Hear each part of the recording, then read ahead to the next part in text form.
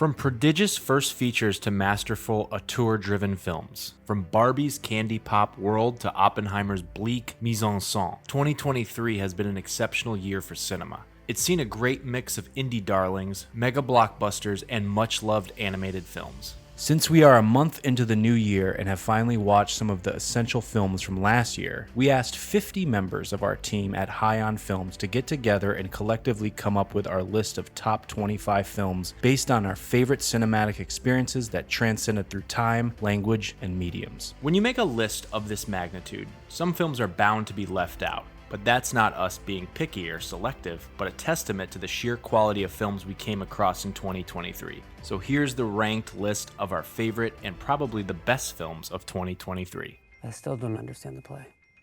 Doesn't matter. Just keep telling the story. You're doing them right. Number 25. The Killer. Fincher's Seven is still as soul-shaking as ever, but the underlying negativism feels somewhat juvenile given his trajectory as an artist, and his most recent film, The Killer, intensifies the fin de siècle cynicism, yet replaces any sense of naivety with a sharp mundanity. Every monologue and murder is stripped of all passion and reduced to a procedure. Further accompanied by Baxter's razor-like editing and Reznor and Ross's electric buzzes, the film becomes a fixating stream of occurrences meandering through brand images and anonymous passports. In The Killer, Fassbender's absurdly meticulous assassin engages in self-fabrication in similar ways to Seven's John Doe. Fincher not only manages to direct his 21st century sensibilities toward purely rhythmic filmmaking, but also satirizes his juvenilities present in his early work. Stick to the plan. Anticipate, don't improvise. Fight only the battle you're paid to fight. Trust no one. Number 24, Bottoms. Emma Seligman followed up her phenomenal debut, Shiva Baby, with a hilarious laugh-a-minute throwback to teen comedies of the 90s and 2000s. Operating as sort of a gay outsider's reimagining of a certain David Fincher classic, talking about you, Fight Club, Bottoms follows two girls who start a self-defense club at school to hook up with cheerleaders. The film lives up to its irresistible premise with sharp writing, great music, and brilliant direction from Seligman, who continues to cement herself as an up-and-coming powerhouse of a filmmaker. The humor, often silly and unorthodox, consistently sticks the landing, and the performances across the board are stellar. It is a funny and original instant classic, which happens to be a major standout in an exceptional year for more serious and dramatic films. Excuse me, could the ugly, untalented gays please report to the principal's office? Guess that's you guys.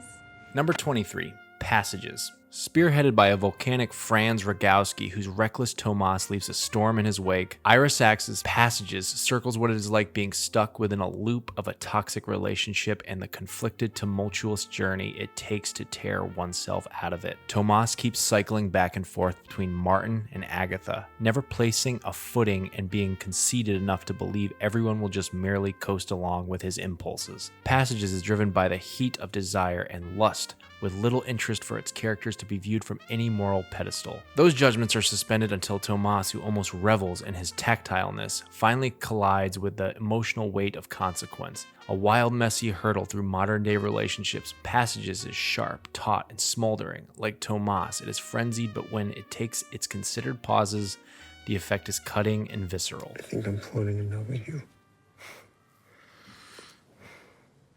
Say that to love that you mentioned. I say it when I mean it. You say it when it works for you. Number 22, 20,000 Species of Bees. Many of us turn to cinema to find nuanced answers to burning contemporary questions. Answers constructed with empathy, complexity, and ambiguity. 20,000 Species of Bees, the spellbindingly beautiful Basque Berlinale contender, is a perfect example of this type of cinema. The film navigates questions of identity, family, and femininity with generosity and gentleness, all against the backdrop of a summer holiday in the mesmerizing Basque countryside. Our protagonist is 8 years old and reveals slowly throughout the summer that rather than being the boy her family and friends presume her to be, she is, in fact, a girl. The questioning of sexual and gender identity in a small rural town is no easy task. She rejects her birth name of Aotor and instead chooses the name Lucia. Lucia spends her summer navigating the complexities of swimming costumes, family ties, and what it means to grow up in a world laden with gender binaries. 20,000 Species of Bees is a must-see.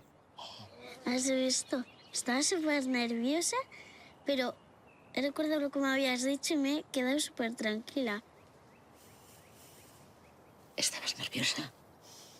Number 21, Fallen Leaves. Circling two loners, Ansa and Holapa, Kurosmaki's Fallen Leaves presents a characteristically muted, mischievous romance that fashions hope from the crucible of everyday despair. There's bleakness all around the two. The war in Ukraine is a constant background presence. Everyone seems almost resigned to the drabness of their lives. However, as always, the Finnish auteur steers clear of peddling misery, choosing instead to scoop out optimism and a stab at second chances. As much as it evokes love in all its sweep-off-your-feet energy, Fallen Leaves is tempered with a bracing resolve. Alma Posti and UC Vantanen exemplify the filmmaker's warm, droll eccentricity, emerging as the most delightful duo in recent memory. Fallen Leaves is a hard-eyed look at life, eschewing sentimentality, embracing awkwardness, and finding an openness to evolving perceptions.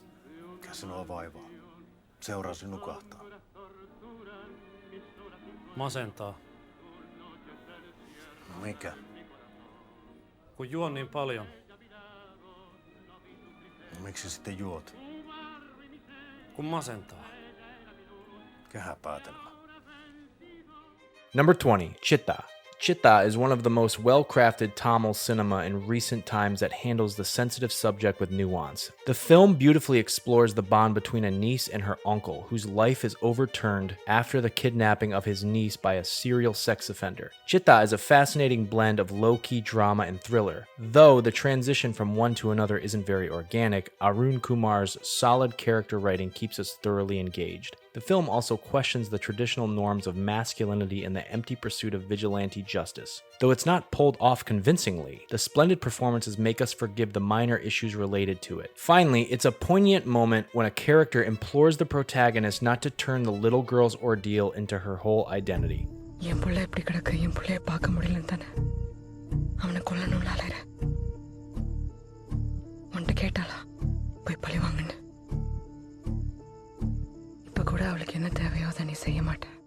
Number 19, John Wick Chapter 4. The fourth installment of the already famous and marvelous John Wick series is a neon-drenched wild ride with outstanding action choreography, inventive set pieces, and a new nemesis who can completely take on Baba Yaga. Chad Stahelski has crafted an impeccable gun-fu film with breathtaking visuals and technical prowess. Be it the overhead tracking shot that looks straight out of a video game, the car chase sequences through the streets of Paris, or the infamous stair sequence right before the climax. Keanu Reeves will not be going down in history books for his performances for obvious reasons. However, his physicality and riveting manner in which he executes the action scenes are a sight to behold and put him up there as one of the best action stars in Hollywood. Donnie Yen is the perfect addition to this wild world of John Wick, bringing loads of charisma and gravitas to the action blockbuster. If this is indeed the last film in the series, then Chad Stahelski, Keanu Reeves, and everyone involved truly outdid themselves and went out on top. Those who cling to death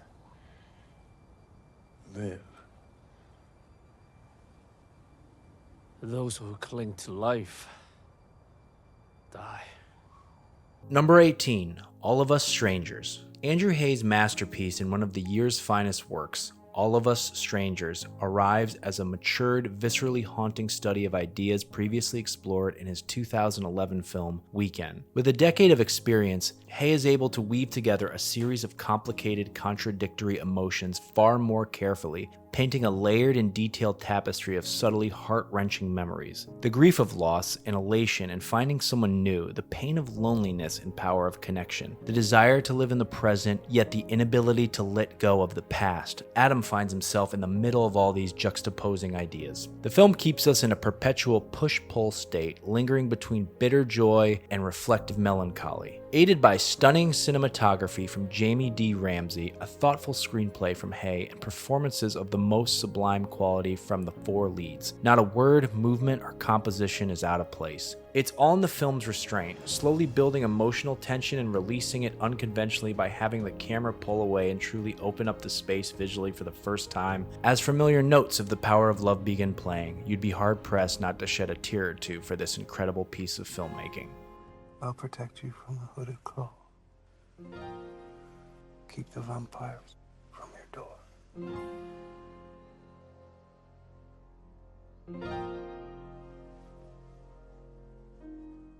Number 17, Barbie. Loaded with both an outrageous and unsparing quality of satire and a gentle telltale quality in terms of humor, Barbie redefined the way we see films that sell a product and manufacture a commercial narrative. But the more you look beneath the shimmer and gloss, the more rewarding it eventually becomes. In her third directorial venture, Greta Gerwig stumbles into the headquarters of Mattel, takes note of the statistics and workplace dynamics of the office, and juxtaposes it with the pressing situation of feminist ideology and patriarchal thought process in the real world. In the process, she crafts an unusual, beautifully weird film that holds absolutely no restraint in hammering its audience on the head with the accessible nature of putting forward its themes. Thanks to the intelligent cinematic influences she takes from Stanley Kubrick to Jacques Tati, it works substantially. Margot Robbie delivers an unfiltered and effortless performance as the titular character. Her performance, one of the most compelling this year, easily contributes to the film being one of our favorites.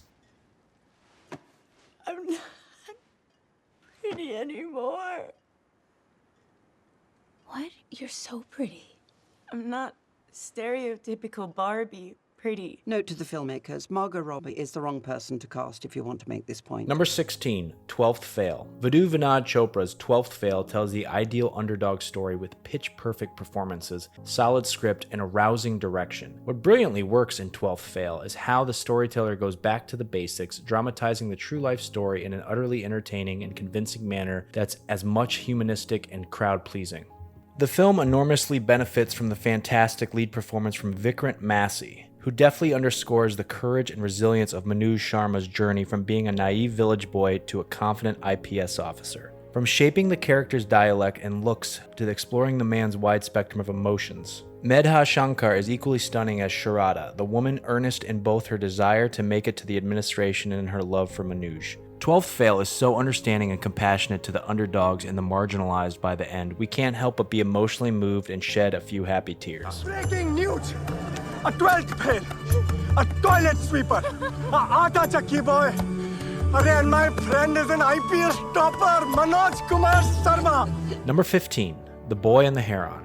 Hayao Miyazaki, the grandfather of hand-drawn animation and one of the core founders of Studio Ghibli, made his much-awaited comeback in 2023. The Boy and the Heron was not just a gift from Miyazaki to his countless fans worldwide, it is also one of the best films of 2023. Based on the 1937 novel called How Do You Live, the film seamlessly blends fantasy and magical realism, a Miyazaki trademark. It shows the journey of a young boy named Mahito, whose mother is tragically killed in a fire accident. Unable to come to terms with the grief of losing his mother, he is lured into an alternate magical realm by a heron-like creature who tells him his mother is alive and well. The film feels like Miyazaki looking back at his own body of work. Loyal Studio Ghibli fans will find references to Miyazaki's earlier films, such as Spirited Away, Howl's Moving Castle, Princess Mononoke, and My Neighbor Totoro, among others. But you don't need to know Miyazaki's work to fall in love with this film. When you strip away its layers, the film strikes an interesting balance between bleakness and hope. The present is bleak, but the future is hopeful. Number 14, The Iron Claw. The Iron Claw is a formally striking piece of cinema as well as a profoundly moving one. Sean Durkin's third directorial effort boasts the kinetic grit and methodical framing of a Gen X classic. The Zone of Interest may be 2023's most surgically assembled achievement in filmmaking. Matthias Erdely's poetic photography in The Iron Claw constitutes the most organic. Between watercolored vistas of the American Southwest and a bird-eye shot overlooking a funeral procession, there is so much to savor visually. For obvious reasons, The Iron Claw has drawn comparisons comparisons to Warrior, Foxcatcher, and The Wrestler. Still, this meditation on hereditary bad luck deserves as much mention alongside The Place Beyond the Pines. What would otherwise simply be a tearjerker is transformed by Durkin and Erdely into something far more haunting and cerebral. Cynically, detached but starringly intimate, The Iron Claw will be equally remembered for the technical rigor of Zac Efron's Oscar-worthy turn in the movie's heartbreaking final 20 minutes.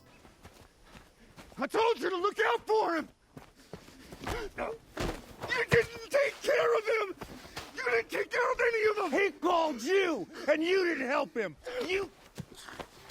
Number 13, Killers of the Flower Moon. Style meets substance in Martin Scorsese's Killers of the Flower Moon, as the film is visually stunning and filled with creative ideas. 2023 was overburdened with long films, but few managed their pace, as well as Killers of the Flower Moon. From the get-go, viewers can feel that it will be a slow-paced narrative that might take all the time necessary to establish its story. This makes the movie an essential watch, showcasing the horrors of the Osage faced in detail. Of course, all performances are excellent, but Lily Gladstone's rawness and her guttural scream are simply unforgettable, making her the movie's true star. She is the story's protagonist, although she spends most of the film overshadowed by her persecutors, a smart metaphor of how the Osage's entire history was cast aside. Of course, more could have been said about their perspective on the events, but still, film leaves a lasting impact on the viewers.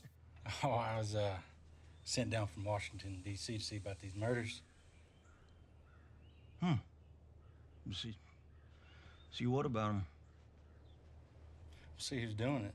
Number 12, The Holdovers. Just when we thought that they didn't make warm, heartwarming films like The Dead Poets Society and Good Will Hunting anymore, Alexander Payne dropped his recent feature, The Holdovers, which is reminiscent of both of these films, yet unique in its own way. Starring Paul Giamatti as a cranky high school teacher, the film navigates through themes of friendship, loss, grief, and compassion in a heartwarming Christmas festivities backdrop. It is an empathetic, oftentimes hilarious film that thrives on interpersonal relationships and three exceptional performances that will be cherished for years to come. Dominic Sessa shines as Angus Tully, a brash, self-loathing high schooler who finds family in his teacher, Paul Hunnam, and school cook Mary Lamb, amidst the most unforeseen situation. The film feels like a giant warm hug that will make you laugh and cry and embrace the beauty of cinema in its most honest form. The Holdovers will become a beloved Christmas classic that everyone would love to revisit from time to time. Meditations by Marcus Aurelius. For my money, it's like the Bible, the Quran, and the Bhagavad Gita all rolled up into one.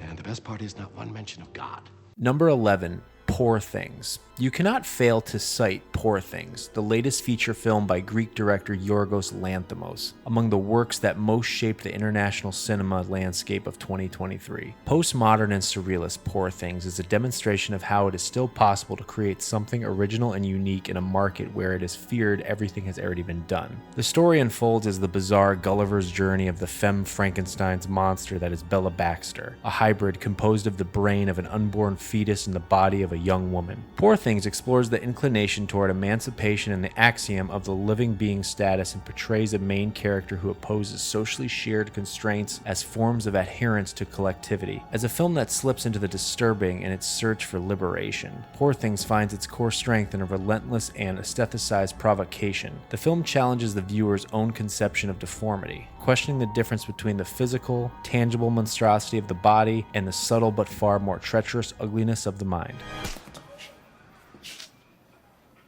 Oh. Number 10, Kotal, the Core.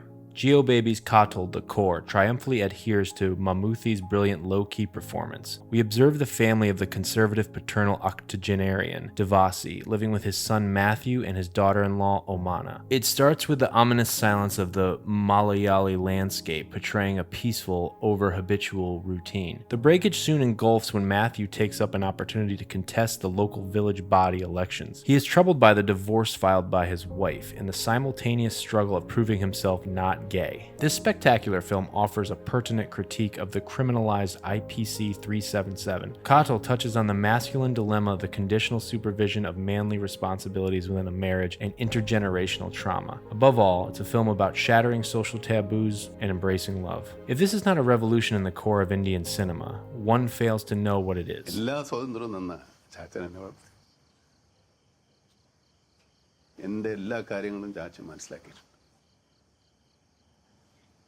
പക്ഷെ ഈ കാര്യം വന്നപ്പോൾ That's an ordeal.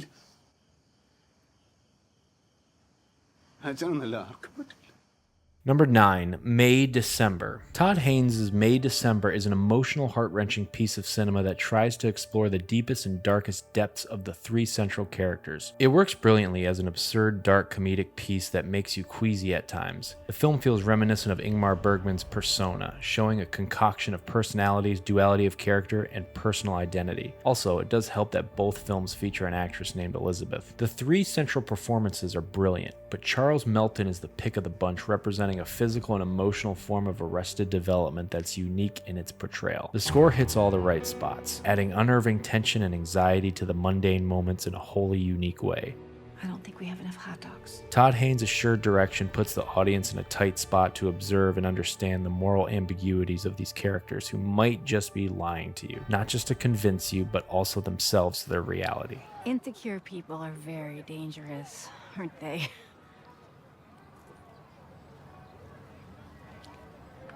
I'm secure. Make sure you put that in there.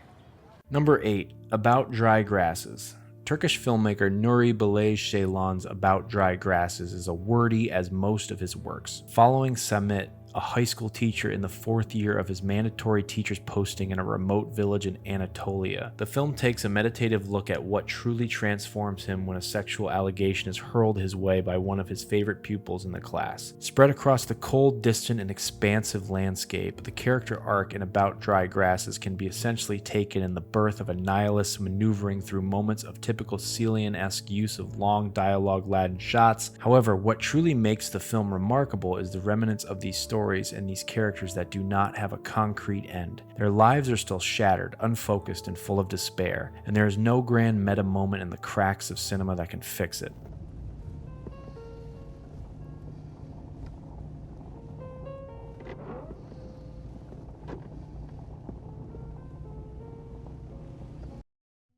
Number 7, Perfect Days. Perfect Days is a low-stakes narrative about a toilet cleaner from Tokyo who adores music and books and leads a solitary life. Amidst a movie landscape filled with hyper-masculine characters, Koji Yakushu's Hirayama feels like a breath of fresh air. Wenders' directorial approach expertly uses silences, meandering conversations, and deadpan expressions. Perfect Days reminds me of Patterson, the moment its protagonist starts driving his van. Koji Yakushu dons a charming smile for much of the duration that is enough to sweep you off your feet. The film follows a deeply humane tale about a job that is looked down upon quite often. Wenders finds the perfect balance to portray solidarity with his worker through his thoroughly moving yet accessible drama. Number 6, The Zone of Interest. After a hiatus of 10 years, Jonathan Glazer returns with the harrowing, unsettling, and unusual Holocaust drama, The Zone of Interest. It accentuates the concept of the banality of evil and chooses to venture beyond. Glazer hones in the idyllic lull of the mundane for Auschwitz camp commandant Rudolf Höss, a deliberate distancing and abstraction that underscores the unspeakable horrors that lie just beyond the wall. There's a sickening complacency to the Höss, who sanitizes unspeakable evil by restoring to inane stock phrases and remain glib, deliberately oblivious to the rot of their own evil, ever present within their line of sight. The results are both strange and haunting, culminating in a mosaic of self-serving casual cruelties that mount to nauseating heights. Das hier ist die Mauer vom Lager. Ja, das ist die Lagermauer.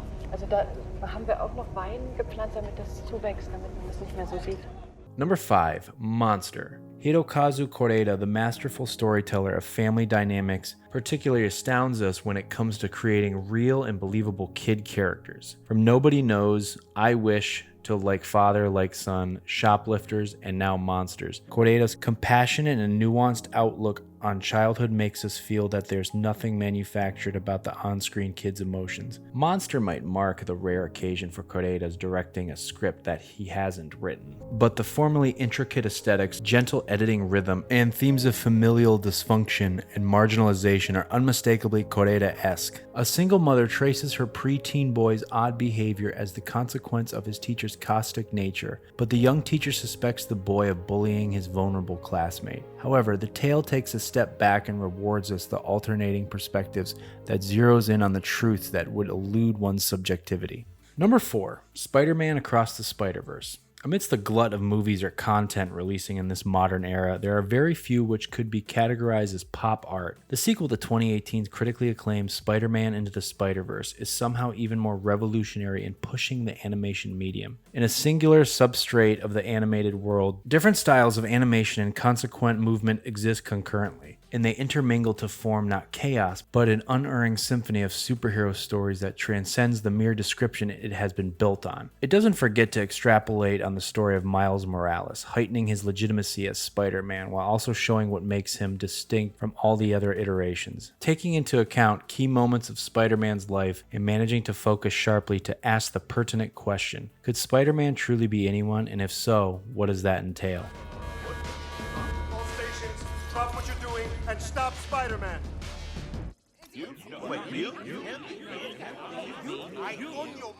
Miles Morales, he's entering Sector 4! Number 3, Past Lives. South Korean-Canadian filmmaker Celine Song's feature debut, Past Lives, is a poignant and heartfelt film that delicately explores the complexities of love, nostalgia, and the passage of time. As the title suggests, the film traces the past lives of Nora and Hae-sung, two deeply connected childhood sweethearts who part ways after Nora's family immigrate from South Korea. Unfolding in 3 parts, the film reflects on lost love when protagonists reunite for one fateful week decades later. The beautiful, understated, and sensitively sketched narrative meditates the choices we make, the roads not taken, and the enduring power of memories. The high point of Past Lives lies in the storytelling and exceptional performances. Greta Lee and Teo Yo deliver emotionally resonant portrayals capturing the nuances of their characters' journey through love, separation, and the bittersweet reminiscence of their past. Song's self-reflexive tale, which boasts of gentle minimalism and humanism, has so much emotional depth that it tugs at your heartstrings. You dream in a language that I can't understand. It's like there's this whole place inside of you where I can't go.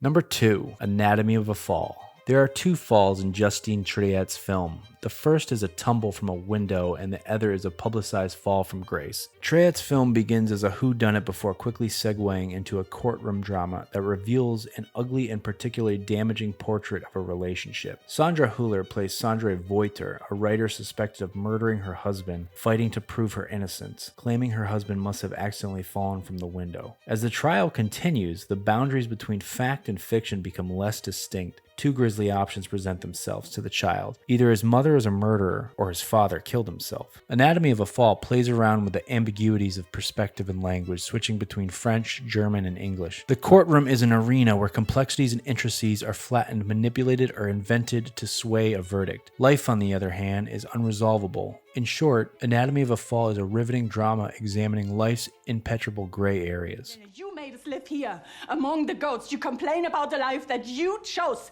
You are not a victim. Not at all. Your generosity conceals something dirtier and meaner. You're incapable of facing your ambitions and you resent me for it, but I'm not the one who put you where you are. I've nothing to do with it. Number 1, Oppenheimer. It's always fascinating when a prominent Hollywood filmmaker with an auteurist preoccupations chooses a complex subject that turns it into a resonant work of cinema. Oppenheimer might be Christopher Nolan's first foray into the biopic genre, but it contains unmistakable Nolan signatures that transcend the biopic label and become an immersive chronicle for a turbulent period in modern history. Nolan's film is meticulously constructed through the titular theoretical physicist's uphill battle against the ever-changing political perception alongside his personal and professional challenges. Oppenheimer's central theme revolves around the heavy burden that great men must shoulder. Nolan's technical genius and dramatic showdowns bring something grand and operatic to the narrative. The outstanding musical score and intense sound design play a pivotal role in retaining the epic quality of an otherwise reflective and conversational picture. While Nolan is often accused of emotional coldness, he finds the perfect actor to embody the existential quandaries of this titular character. Cillian Murphy's graceful, emotive performance splendidly captures Oppenheimer's inner turmoil and moral complexities. What's your favorite film of 2023? Tell us in the comments below.